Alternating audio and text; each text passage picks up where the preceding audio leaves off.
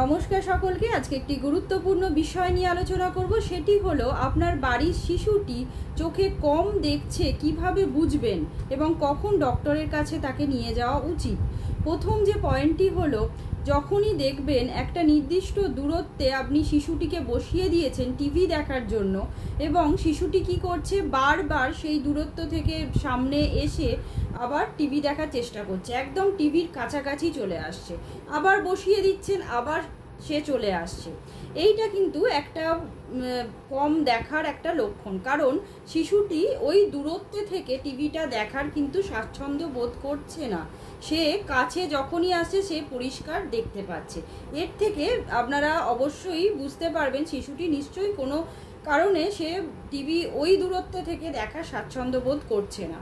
তার second point হলো, যখনই যে সমস্ত বাচ্চারা স্কুলে যাচ্ছে তাদের ক্ষেত্রে দেখা যাচ্ছে অনেক সময় ব্ল্যাকবোর্ডে স্যার ম্যামেরা যে সমস্ত লেখাগুলো লেখাচ্ছে তারা ঠিকঠাক খাতায় বাড়িতে তুলে আনতে পারছে না, ইনকমপ্লিট রাখছে।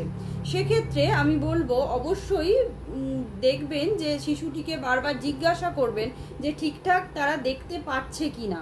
অনেক সময় আপনাদের ভাবেন যে শিশুটি হয়তো দুষ্টু করছে, তার জন্য খাতায় ঠিকঠাকভাবে লিখে আনছে না, কিন্তু এটা কিন্তু দেখার বিষয়। অবশ্যই চেক করবেন যে শিশুটি দেখতে পাচ্ছে কি না, এইটা খেয়াল রাখবেন।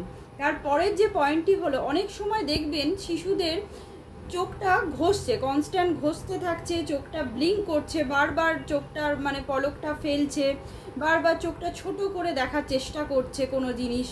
সেই সমস্ত লক্ষণগুলো কিন্তু দৃষ্টিশক্তি কম থাকার কিন্তু একটা লক্ষণ, সেটা খেয়াল রাখবেন। কারণ আমরা যখনই দেখবেন বড়রা বা যে কোনো মানুষ সকালে ঘুম থেকে উঠি তখন কিন্তু আমরা দেখি ঝাপসা, যখন দেখি তখন চোখটা একটু ঘষে নেওয়ার চেষ্টা করি যাতে আমরা ভালো দেখতে পাই। ওরাও কি চেষ্টা করে, ওরাও যখনই কোনো ঝাপসা দেখে কোনো কিছু, ওই চোখটা ঘষে, চোখটা ছোট করে, চোখটাকে বারবার একটু ঘষে নিল, তার জন্য দেখার চেষ্টা করে যে সে ঠিকঠাকভাবে দেখতে পাচ্ছে কি না, সেটা অবশ্যই খেয়াল রাখবেন। এর পরের যে পয়েন্টটি হলো, যারা বেশিরভাগ টাইম মোবাইল স্ক্রিনে বাচ্চারা থাকেন বা বাচ্চাদের দেন, তাদের ক্ষেত্রে বলবো অবশ্যই নির্দিষ্ট সময় অন্তর আপনারা পাওয়ার চেক করবেন। কারণ শিশুদের যে দূরের যে দৃষ্টিটা গ্রো করার টাইম কিন্তু এই ছোট বয়স থেকেই।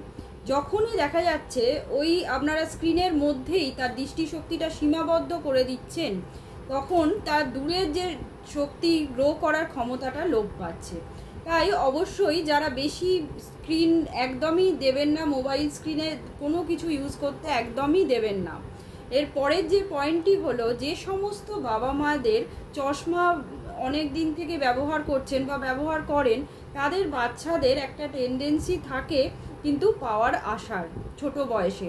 অবশ্যই 1 থেকে 1.5 বছরের মধ্যে পাওয়ারটা চেক করাবেন। যদি সেটা প্রথমেই না করান, পরবর্তীকালে অবশ্যই 5 বছরের মধ্যে পাওয়ারটা চেক করে নেওয়ার চেষ্টা করবেন। এরপরে বলবো কোন কোন বিষয়ে সতর্ক হবেন।